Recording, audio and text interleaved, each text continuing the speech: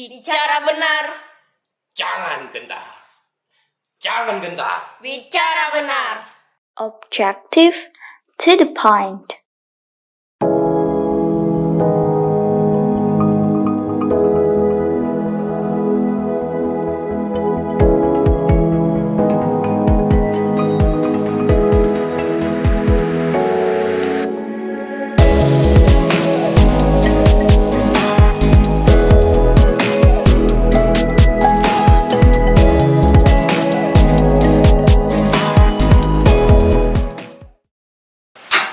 Halo Sobat Advokat Indonesia yang ada di rumah, selamat datang di channel Advokat Indonesia.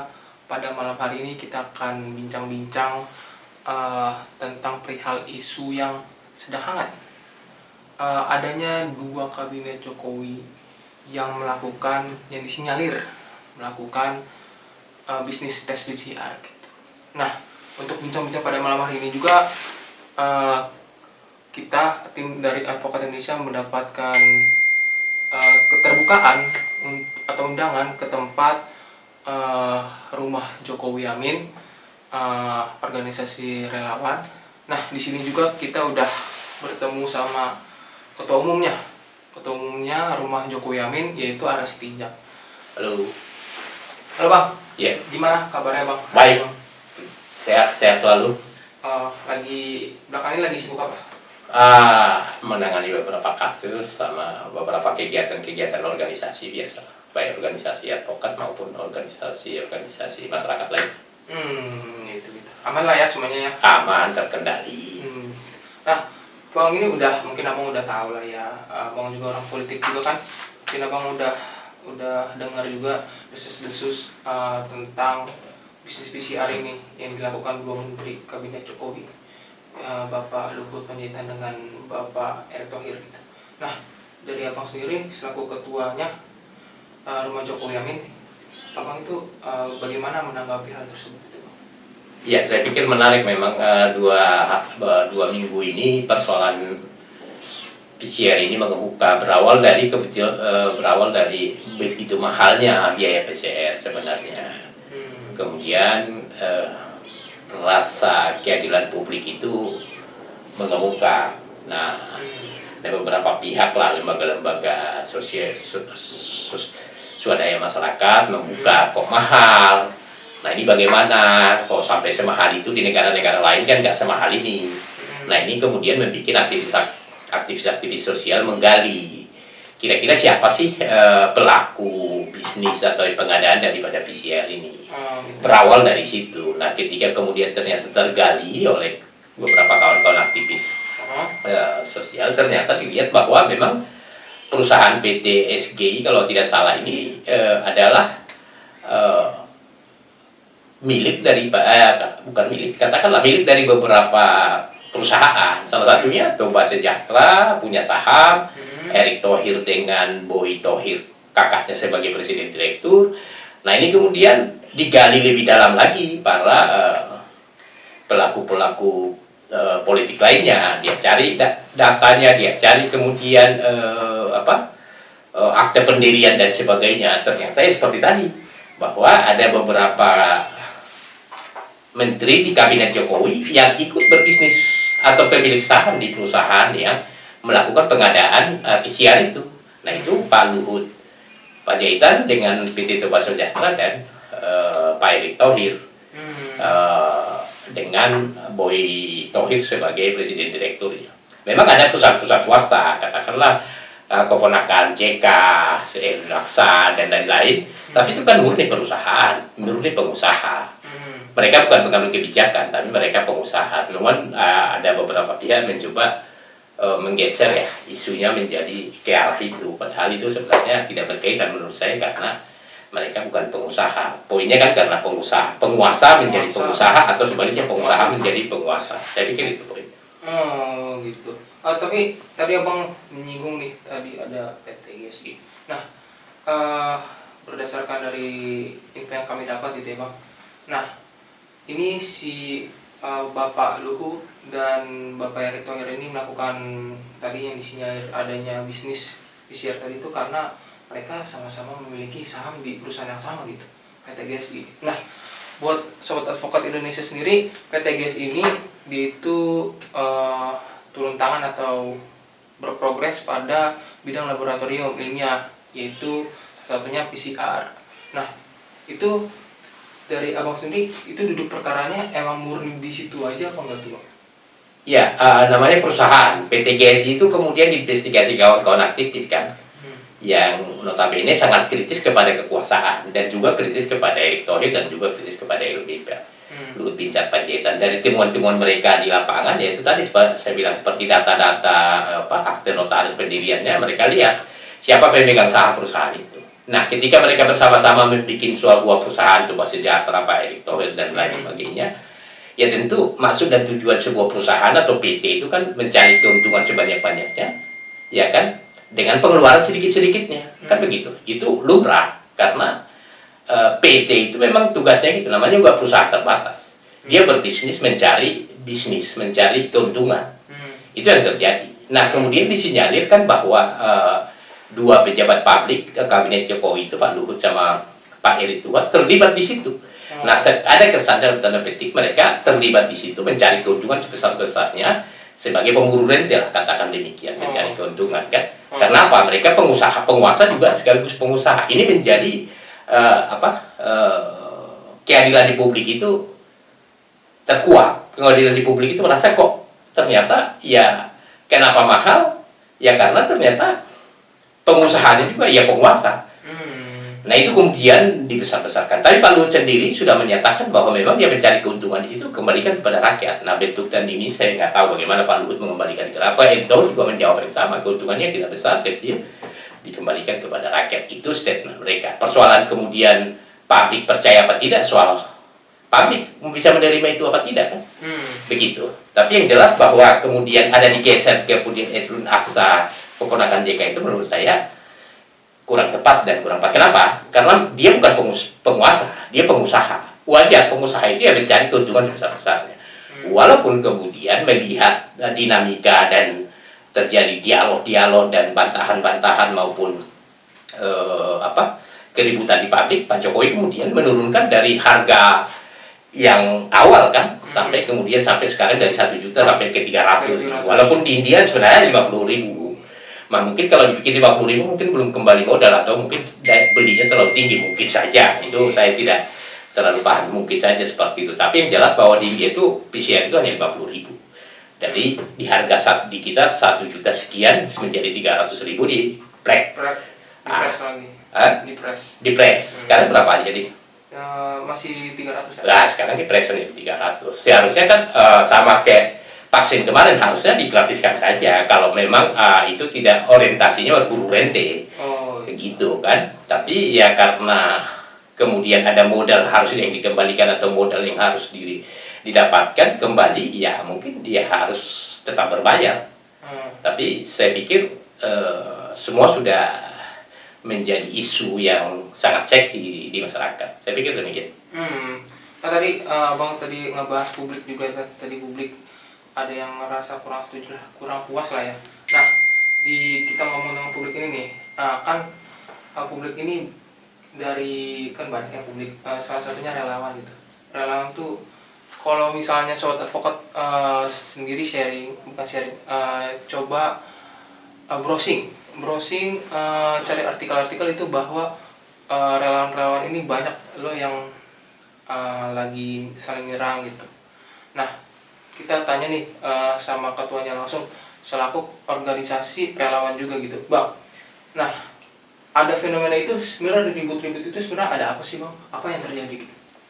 Kalau saya melihatnya sih sebenarnya gini, kenapa relawan-relawan ribut? Saya sendiri sejak 2013 sudah menjadi pendukung Jokowi kan, waktu Jakarta Bersih, waktu proses gubernur, sampai kemudian membentuk saya deklarator dan pendiri Projo juga 2014 ya kan.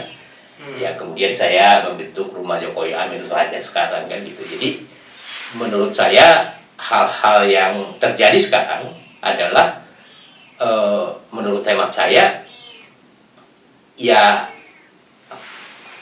dalam proses menuju ke 2024. Nah, ini menjadi menarik persoalan pilpres ini.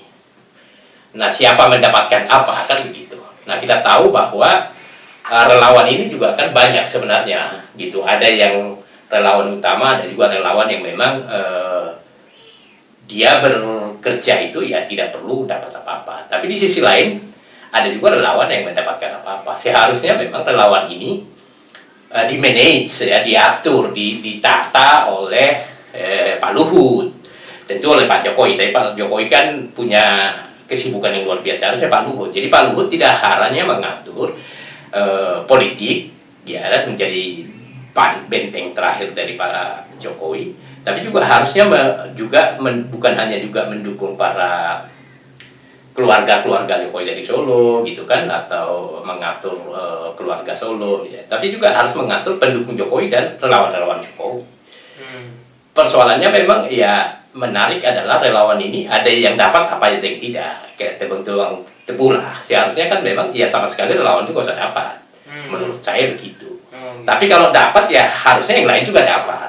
Nah, kecemburuan sosial seperti inilah kemudian terjadi di tengah-tengah masyarakat, dalam hal ini relawan. Terjadi kecemburuan kenapa dia dapat, saya lebih berjuang, kenapa dia dapat, padahal dia berjuang baru-baru saja, banyak seperti itu. Saya sudah berbuat banyak, tapi dia berbuat banyak, dia dapat karena kedekatan atau kemampuan menjilat atau kemampuan misalnya mendekati kekuasaan untuk mendapatkan jabatan, katakanlah seperti komisaris atau jabatan-jabatan lain. Nah, ini yang terjadi. Jadi disparitas di relawan ini cukup tinggi. Karena terjadinya kecemburuan sosial yang saya katakan tadi tidak di-manage. Pendukung dan relawan Jokowi tidak diatur, ditata kembali oleh Pak Luhut. Seharusnya bukan hanya sosial politik dan ekonomi Pak Jokowi yang diatur, tapi juga turut harusnya diatur para relawan-relawan itu supaya lebih rapi, tertib. Ya kan? Sehingga persoalan-persoalan PCR yang notabene memang didengungkan oleh para relawan ini bisa teratasi, gitu. Karena ini kan tadi banyak relawan yang kemudian merasa tidak dapat apa-apa, ya sudah mulai berteriak kritis. Kita sudah mendukung Pak Presiden jadi presiden, kok Pak Jokowi yang tadinya tidak siapa-siapa menjadi siapa-siapa, ya kan? Kok ini Pak Luhut sendiri sudah mengatur ekonomi dan mengatur politik Pak Jokowi, kok kita tidak diatur nih? Nah, ini menurut saya, ya tidak diatur. Ini menurut saya yang terjadi. Mereka merasa berdarah-darah berjuang menjadikan Pak Jokowi jadi presiden. Tapi di fakta di lapangan itu tebang tebulah, pilih kasih, kira-kira begitu. Seharusnya memang semua nggak usah dapat. Kalau saya berpikir begitu. Tapi ketika ada seseorang dapat, harusnya juga yang lain dapat. Dapat tidaknya itu kan relatif, bisa besar, bisa kecil, bisa tempat yang basah juga bisa tempat yang kering. Tapi semuanya bisa diatur menurut saya. Nah, keributan pertentangan di antara relawan itu mulai terjadi, mulai tinggi. Dan saya alami betul itu di lapangan gitu. Nah, kemudian ada kelompok relawan kemudian yang mencoba mendorong untuk melakukan terjadinya reshuffle gitu kan, terjadi pergantian kepemimpinan, dan itu sudah didengungkan 2-3 bulan yang lalu. Dan ada juga relawan kemudian sudah menyuarakan oligarki dan lain sebagainya. Ini kan juga ketidakpuasan para relawan yang notabene sudah menjadikan Pak Jokowi jadi presiden. Kira-kira begitu. Karena seperti di Amerika katakanlah demikian. 6.000 kalau presidennya menang ya 6.000 relawan dibawa masuk istana, itu sah-sah saja. Karena ini politik. Politik itu ya harus memang seperti itu. Nah, kalau di kita saya nggak tahu berapa ribu atau berapa ratus atau berapa puluh yang kemudian relawan masuk istana, atau dalam hal ini bukan masuk istana, katakanlah diberdayakan secara sosial, politik, dan ekonomi. Saya pikir demikian.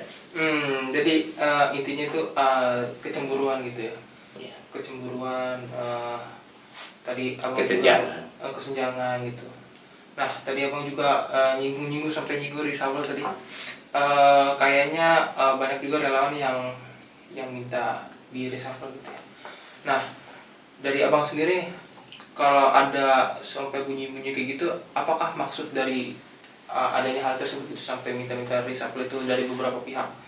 Tadi itu apa maksudnya gitu dari abang sendiri? Abang ada baca gitu gak? Ya, kalau saya melihatnya bahwa isu sekarang ini kan bentengnya Jokowi itu dua ini. Gitu, pondasi Jokowi dua ini. Dulu hanya Pak Luhut, sekarang udah muncul pondasi baru itu Pak Erick Thohir. Thohir. Artinya semua kekuatan Pak Jokowi itu ada di dua orang ini. Oh gitu. Nah, kalau kedua orang ini tidak berada di lokasi atau tidak berada di tempat, mungkin menurut para relawan itu mereka bisa masuk akses ke Jokowi. Ada juga berpikir bahwa Pak Luhut sama Pak Erick Thohir ini menghambat akses mereka selama ini ke Pak Jokowi. Ini menarik. Ada juga yang berpikir bahwa kemudian dengan dua ini tumbang, ya ini persoalannya adalah tahun 2024. Ada isu atau ada kabar yang menyatakan bahwa mungkin Pak Luhut, mungkin juga Pak Erick Thohir mau maju. Nah, intinya komunikasi yang tersumbat kepada Jokowi yang merasa para relawan-relawan sebagian adalah disumbat oleh kedua orang ini. Yang dimana kedua orang ini tadi masuk di dalam persoalan PCR tadi. Nah, bisnis PCR ini yang dianggap berburu rente, yang kemudian titik masuk daripada relawan itu untuk melakukan penyerangan terhadap Luhut sama Pak Erick Thohir. Sebenarnya ini adalah penyerangan sendiri terhadap Pak Jokowi. Seperti saya bilang tadi bahwa Pak Jokowi ini sudah susah berkomunikasi seperti dulu. Tidak bisa, mereka para relawan tidak punya akses komunikasi kepada presiden yang mereka dukung jadi presiden, yang tidak siapa-siapa menjadi apa-apa tadi. Ini yang terjadi sebenarnya, gitu. Nah, ketersumbatan informasi dan komunikasi kepada relawan-relawan inilah kemudian membuat gaduh lain para relawan. Ada yang gaduh antara yang dapat juga gaduh, yang nggak dapat juga gaduh lah begitu. Gaduhlah mereka memperebutkan sesuatu yang menurut saya kebenarannya juga belum terbukti. Ada yang kemudian dia laporkan Pak Luhut ke KPK, Erick Thohir ke KPK, begitu reshuffle. Karena harapannya kalau Luhut sama Pak Erick Thohir reshuffle ya lumpuh, Pak Jokowi itu sama sekali akan lumpuh. Gitu. Itu menurut penilaian beberapa relawan. Nah, untuk itu kemudian isu reshuffle ini menjadi seksi. Untuk kemudian menjauhkan kedua orang ini dari lingkaran Pak Jokowi dengan mengganti yang baru. Nah, pertanyaannya kan sebenarnya ini juga berkaitan dengan 2024, di mana kelompok-kelompok kepentingan atau kelompok-kelompok lain di tengah-tengah masyarakat juga punya kepentingan kan untuk kemudian mendekati atau paling tidak menyampaikan bisikan-bisikan sesuatu ke Pak Jokowi dalam rangka transisi kekuasaan dari Pak Jokowi atau kepada siapa. Ini juga menjadi bahasa-bahasa tersirat yang disampaikan oleh para relawan. Yang kedua adalah menurut hemat saya bahwa isu reshuffle itu murni kepentingan politik masa kini dan politik 2024.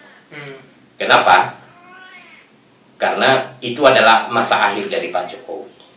Tentu semua pihak, semua kelompok punya keinginan dan kepentingan untuk bisa meneruskan, bisa melanjutkan kepemimpinan Jokowi, ya kan, 2024, 2029. Itu, jadi ini menjadi satu kesatuan. Isu PCR, isu reshuffle, isu pergantian komunikasi yang tersumbat itu menjadi kesatuan yang sudah mulai mengemuka belakangan ini. Dan ini mungkin akan memanas di masa-masa tahun-tahun yang akan datang, karena semua akan terbuka. Semua kelompok kepentingan juga akan semakin berani dan semakin menonjol untuk menyuarakan apa-apa saja ketidakpuasan selama ini. Nah, di sini menurut saya Pak Jokowi harus mampu mengatur, harus mampu memanage para relawannya, ya tentu dengan mempertimbangkan siapa sih sebenarnya yang berjuang. Pak Jokowi itu kan punya intel sebenarnya. Siapa yang dulu berjuang, siapa gak berjuang, siapa yang sudah memang katakanlah sudah pindah ke pihak sebelah, siapa yang sudah memang tidak setia dengan Pak Jokowi. Pak Jokowi sebenarnya sudah punya intel mengidentifikasi itu siapa-siapa saja kan begitu. Ya sudah bermain di dua kaki. Pak Jokowi sebenarnya sudah tahu itu. Jadi itu yang kemudian harusnya diatur, dimanage oleh Pak Jokowi melalui Pak Luhut agar kemudian di sini bisa terarah tertib semua para relawan ini gitu. Jadi kalau suatu ketika Pak Jokowi menyatakan relawan harus bersatu tunggu perintah saya, itu dalam kondisi sekarang sesuatu yang bullshit, tidak mungkin terjadi. Hmm. Karena kepentingan sudah terjadi pembiasan dan pembiaran terhadap para relawan itu gitu. Jadi sudah tidak bisa disatukan kecuali Pak Jokowi sendiri yang turun untuk proses melakukan penyatuan atau melakukan komunikasi kepada para relawan yang katakanlah ya memang yang inti dari dulu setia dan tetap mendukung Pak Jokowi kan gitu. Itu menarik. Untuk inilah Bang, pertanyaan terakhir untuk Bang. Tadi kan abang juga nyinggung reshuffle gitu. Abang juga dari Raja rumah Jokowi Amin. Nah, ini jawabannya secara subjektif aja. Secara subjektif dari abang sendiri, itu menurut abang, apakah tindakan Jokowi yang harus dilakukan gitu untuk kedepannya? Karena udah ada bisnis ini, apakah memang perlu itu diadakannya reshuffle? Banget. Ya, aku pikir begini bahwa isu reshuffle ini memang seksi ya. Karena itu untuk kepentingan 2024. Semua orang pengen masuk di lingkaran kekuasaan. Tujuannya saat pengaruh kekuasaan politik, pengaruh politik 2024 dan kekuasaan ekonomi, biaya-biaya politik untuk juga 2024. Nah, kalau kita lihat beberapa kali isu masalah Pak Luhut ini ya mau diganti. Dulu kasus Panama Paper ya, sama Paradise Paper.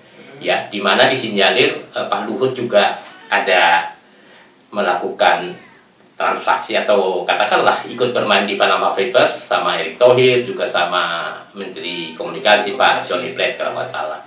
Paradise Paper disinyalir ada Pak Prabowo gitu kan. Ini sudah sempat isu reshuffle pun naik mengemuka. Namun kenyataannya Pak Jokowi kemudian mengangkat kembali, maksud saya memberikan jabatan baru ke Pak Luhut. Gitu. Jadi Pak Luhut itu sudah banyak sekali jabatan yang diberikan oleh Pak Jokowi penunjukan langsung maupun melalui Kepres maupun Perpres. Nah, itu sudah diberikan ke Pak Jokowi. Artinya ketika isu reshuffle Luhut karena Panama Papers mengemuka dan itu menjadi wacana di publik yang cukup tinggi, Pak Jokowi memberikan jabatan baru ke Pak Luhut. Dan itu isu Panama Papers, Paradise Paper itu turun. Artinya tidak begitu dibicarakan lagi dan hilang seketika dari publik. Gitu. Hilang isu itu dan hilang masalah itu dari publik. Sampai sekarang kita nggak tahu itu bagaimana Panama Papers sama Paradise yang tahun 2019 pada 2020 itu menjadi wacana yang hangat. Itu yang pertama. Yang kedua kemudian sekarang masalah PCR. PCR ini muncul mengemuka gitu, udah rame nih, ganti Luhut, laporkan KPK, pecat, reshuffle dan lain sebagainya. Itu sudah sampai sekarang. Namun per hari ini kalau saya tidak salah bahwa Jokowi menunjuk kembali Pak Luhut Binsar Panjaitan ketua percepatan penanaman investasi 637 triliun dari Dubai. Ketua Abu Dhabi. Abu Dhabi. Iya, Abu Dhabi. Iya, dia itu ketua panitia 637 triliun kalau saya tidak salah, ketua percepatan supaya proses investasi itu masuk. Nah, ditunjuk baru per hari ini. Nah, saya tidak tahu, kita lihat saja besok di publik apakah kemudian isu masalah PCR ini meredup, apa tetap kencang dengan ini. Karena kemarin metode itu dipakai Pak Jokowi ternyata Panama Papers isunya menurun. Nah, saya nggak tahu ini. Tapi dalam teori Jawa itu saya lihat begini. Kalau pola kemarin dia pakai itu isu Panama Papers Paradise hilang dari permukaan, sekarang VCR dia kasih pola yang sama kemudian mengangkat Pak Luhut ketua percepatan pemasukan investasi 637 miliar dari Dubai ke Indonesia. Apakah kemudian itu juga efektif menurunkan isu masalah reshuffle dan pergantian terhadap duit dan juga isu masalah VCR? Alam-alam. Tapi budaya Jawa itu kan begini, untuk memukul seseorang pakai tangan lain. Ya bisa juga memakai tangan lain. Gitu. Jadi selama udah dipukul sana, intinya sebenarnya ya Pak Jokowi meminjam tangan lain. Itu asumsi yang dibangun gitu. Tapi dalam teori Jawa bisa juga begini, memangku seseorang menaikkan supaya ia tetap orang itu dipukulin. Nah, orang itu di-smash, orang itu dihajar terus menerus gitu tanpa ya yang menggendong itu ya tidak kena gitu, artinya tidak menjadi pembicaraan. Bisa juga begitu gitu. Jadi yang mana yang akan terjadi, apakah kemudian isu ini beredar atau kemudian memang untuk menghilangkan isu lain dengan menggendong Pak Luhut setinggi-tingginya supaya disemes-semes orang terus, isu-isu yang lain hilang, tidak dibicarakan gitu, tetap aja ini terjadi gitu. Nah, apakah seperti itu, publik sendiri nanti yang menilai, publik sendiri nanti akan membicarakan itu, yang mana memang menjadi pilihan publik kan. Tapi yang pasti bahwa reshuffle kabinet terhadap Luhut Binsar Panjaitan dan Erick Thohir menurut saya sesuatu keniscayaan, karena pondasinya Pak Jokowi itu ada di pilar itu. Ketika pilar pondasi ini hilang, maka rubuh juga bangunan utamanya, rubuh juga Pak Jokowinya. Jadi tidak mungkin menurut saya melakukan reshuffle. Kalaupun ada reshuffle, tapi bukan kedua menteri ini. Kedua menteri punya super kekuatan atau pondasi yang paling kuat yang punya value lah ya. di Jokowi sekarang ini. Saya pikir itu yang terjadi. Jadi tidak mungkin dilakukan reshuffle ke kedua orang ini. Mungkin ke kementerian lain bisa-bisa saja, karena kita lihat kinerja beberapa menteri juga dan wakil menteri juga ya jauh di bawah lah, tidak sesuai yang ekspektasi kita. Banyak menteri-menteri ini sekarang udah sibuk dengan diri sendiri, sibuk memperkaya sendiri, sibuk bangun tugasnya sendiri, sibuk persiapan politik untuk 2024 dan lain sebagainya. Nah, itu mungkin Pak Jokowi harus lihat. Itu yang harus diganti ya, reshuffle menurut saya. Jadi nggak mungkin dua pilar tadi yang penopang utama Pak Jokowi ini bisa direshuffle gitu. Itu kalau pendapat bisa jadi seperti itu. Tapi kan kemudian tekanan publik atau kemudian keinginan Pak Jokowi sendiri kan hanya beliau yang tahu, sama Tuhan yang tahu, kita nggak tahu gitu. Kembali lagi kepada Pak Jokowinya juga ya? Kembali ke Pak Jokowi, karena hampir 7 tahun saya tidak pernah ketemu dengan Pak Jokowi, dan saya sudah agak lama tidak mengenal beliau. Kalau dulu saya masih sering bersama beliau gitu kan. Kalau sekarang saya tidak pernah bersama beliau dan tidak pernah ketemu, dan saya juga tidak pengejar jabatan ya kan, dengan cara menghalalkan segala cara seperti itu. Oh gitu. Iya, jadi saya tidak mengejar-ngejar beliau di priorisasinya ini, tapi saya yakin bahwa beliau punya intel, beliau punya orang-orang yang bisa memantau, mengamati siapa-siapa saja, tetap setia hingga kini kan. Bahwa kesabaran revolusi